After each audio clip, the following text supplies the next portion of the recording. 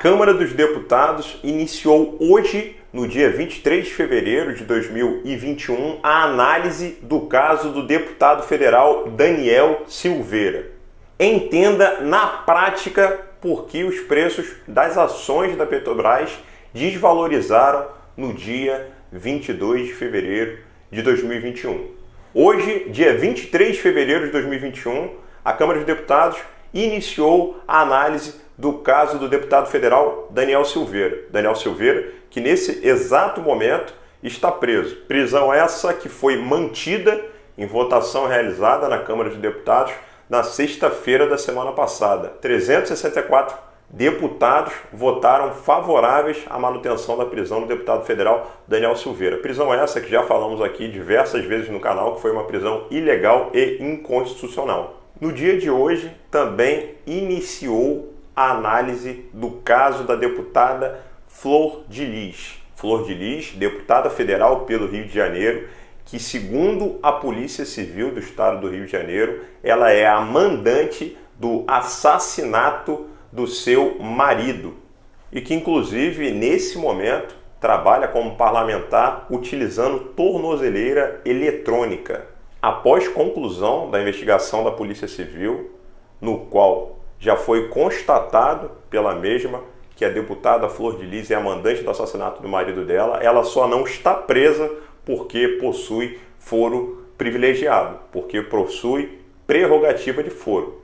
Prerrogativa de foro que tem a sua importância, desde que os crimes cometidos pelos respectivos parlamentares não tenham nada a ver com o seu mandato. Ser investigado por matar o seu marido não tem nada a ver com a sua conduta e com as suas atribuições políticas. O foro especial não deveria ser aplicado em casos assim. Uma ala dentro da Câmara dos Deputados entende que o deputado Daniel Silveira, até por ter pedido desculpas nessa votação que foi realizada na última sexta-feira, pedido de desculpas esse que nós aqui do canal não concordamos, porque ele sequer deveria ter feito o vídeo no qual passou do ponto e ofendeu sim os ministros do STF. Mas já que ele esticou tanto a corda, as desculpas soaram como falsas e foram tratadas como piada pela oposição.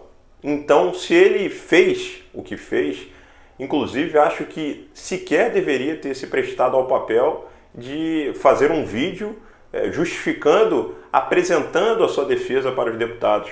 Porque era óbvio que naquela sessão que foi realizada, na sexta-feira da semana passada, que ele teria sua prisão mantida pelos deputados. O Brasil inteiro já sabia disso. Então aquilo só serviu para desgastar a sua imagem. E uma parte da Câmara de Deputados entende que ele já aprendeu a lição, entende que ele não precisa ter o seu mandato cassado, que uma suspensão de 6 meses já serviria, que ele não vai mais esticar a corda da forma que ele esticou.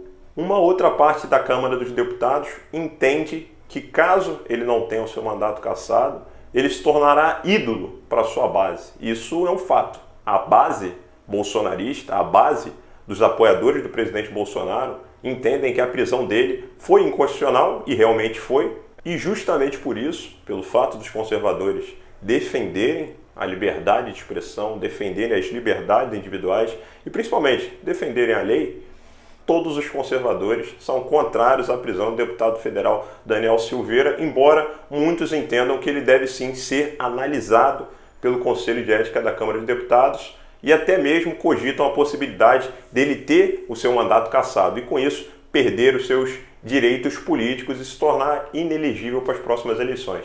Então esse receio de uma parte da Câmara dos Deputados realmente existe, de que se ele não tiver o seu mandato cassado, de que ele apenas tenha o seu mandato suspenso por algo em torno de 6 meses, ele saia muito fortalecido desse caso, inclusive podendo vir até como candidato a governo do Rio de Janeiro no ano que vem, ou pelo Senado do Rio de Janeiro no ano que vem.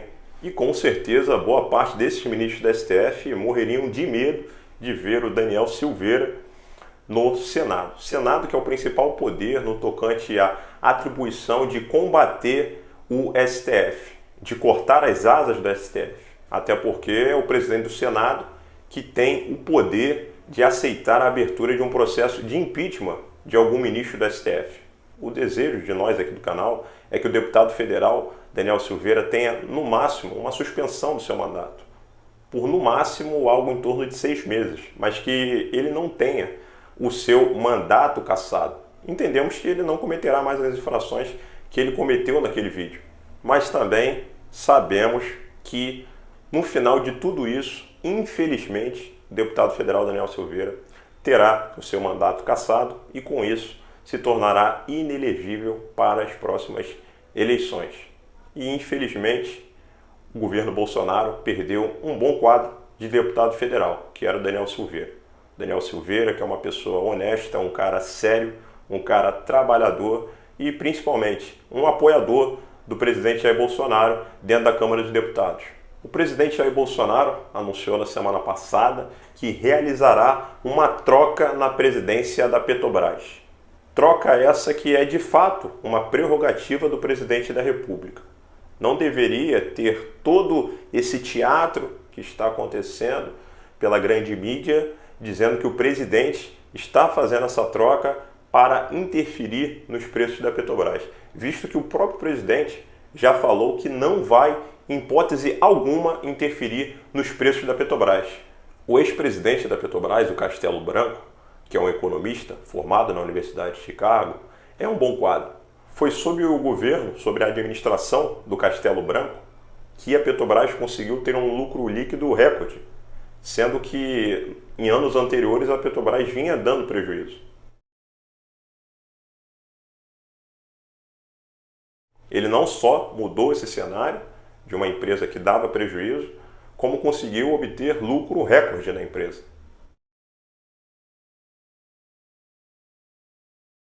O Castelo Branco é de fato um profissional qualificado, é um bom quadro, mas o general Silva Luna foi diretor de Itaipu Nacional, obtendo ótimos números, é um profissional muito competente, já foi ministro da Defesa, é formado pela Academia Militar das Agulhas Negras, é um general do Exército, é um profissional muito qualificado e é especializado no controle de gastos, em políticas de austeridade financeira. A Petrobras, de fato, no dia de ontem, no dia 22 de fevereiro, teve uma desvalorização nas suas ações. Isso muito ou quase que exclusivamente por conta de todo o pânico divulgado e propagado pela grande mídia, dizendo que o presidente Jair Bolsonaro fez essa troca com o objetivo de interferir nos preços da Petrobras. E surgiram diversos memes do presidente Jair Bolsonaro no corpo da Dilma, diversas pessoas dizendo que o Bolsonaro dilmou, isso é uma mentira, não faz o menor sentido. E com todo esse pânico gerado pela grande mídia, as ações da Petrobras caíram, despencaram de fato no dia 22 de fevereiro, ou melhor, ontem. Só que a partir de hoje, as ações já voltaram a valorizar. O presidente Jair Bolsonaro, inclusive, informou que descobriu que o Castelo Branco, que era o presidente da Petrobras, estava há 11 meses trabalhando em home office. Isso, na prática, era permitido, não estamos aqui criticando o trabalho remoto, porém, como presidente, com todo o resguardo que ele tem para trabalhar, tendo a sua própria sala, tendo motorista particular, tendo carro particular, entendemos que por ser um líder, ele deveria dar o exemplo. E deveria sim ter trabalhado de forma presencial.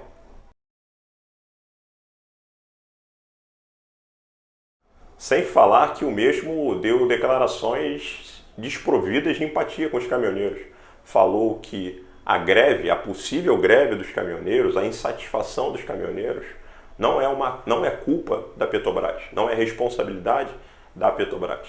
Uma declaração desprovida de empatia, e sabemos que a base dos caminhoneiros é de fato apoiadora do governo Bolsonaro. Ou seja, isso gera um certo conflito do presidente Jair Bolsonaro com uma de suas bases, os caminhoneiros, que estavam em via de fazer uma nova greve. Greve essa que pode sim parar o Brasil.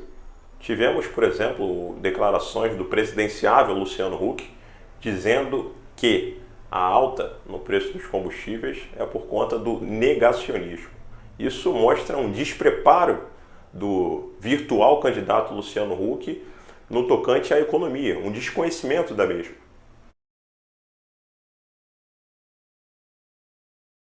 A alta dos preços dos combustíveis, ela é oriunda de diversos fatores, dentre eles uma Selic baixa, na base da canetada, sendo que a inflação está quase o dobro da Selic. Isso gera uma fuga de capital do Brasil. Isso gera uma fuga de investimentos do Brasil, uma desvalorização do real frente ao dólar. Isso tudo interfere nos preços do combustível. Sem falar que temos 3 vetores, como o lucro do dono do posto de combustíveis, os impostos e o custo de produção. Não temos como interferir nessa margem de lucro aqui. O que a gente precisa mexer são nesses impostos.